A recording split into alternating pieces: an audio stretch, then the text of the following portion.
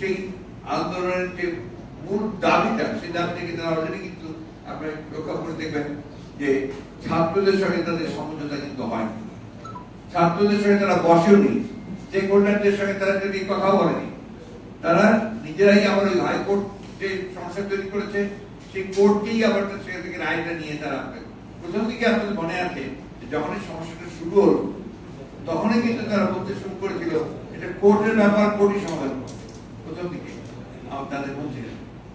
পরবর্তীকালে যখন এটা আপনার আরো বেশি আপনার বেগবান হয়েছে, ছাত্ররা যখন আপনার আন্দোলন আরো জোরদার করেছে তখন তারা বলতে শুরু করেছে যে এটা অপেক্ষা করো, এটা কোর্টে রায় দেবে সেইভাবেই হবে।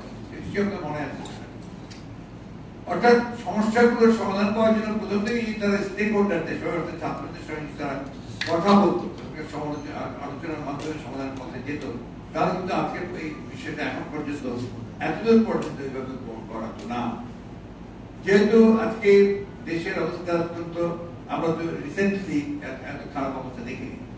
আপনার একটা আন্দোলনকে আপনার দমন করার জন্য এরকম চরম শক্তি প্রয়োগ করা, সেখানে সচেতন মানুষকে হত্যা করা, পরবর্তীকালে আর্মিকে নামানো আপনার কারফিউ দিয়ে, যে সেখানে আপনার এটা ইদানিং কালে হয়নি, সরকারের চরম ব্যর্থতা সেটা প্রমাণিত হয়েছে। আমি মনে করি যে সরকার যে সমস্ত কথা আপনারা বলছেন, বিশেষ করে বিএনপি ভারপ্রাপ্ত চেয়ারম্যান তারেক রহমান সাহেব সম্পর্কে, বিএনপি সম্পর্কে, এগুলো সবগুলোই অমূলক, একেবারে বিভ্রান্তিকর এবং উদ্দেশ্যপ্রদ, রাজনৈতিক ভাবে তারেক সাহেবকে এবং বিএনপিকে অবলম্বন করার জন্য তারা এই সমস্ত কথা বলছেন।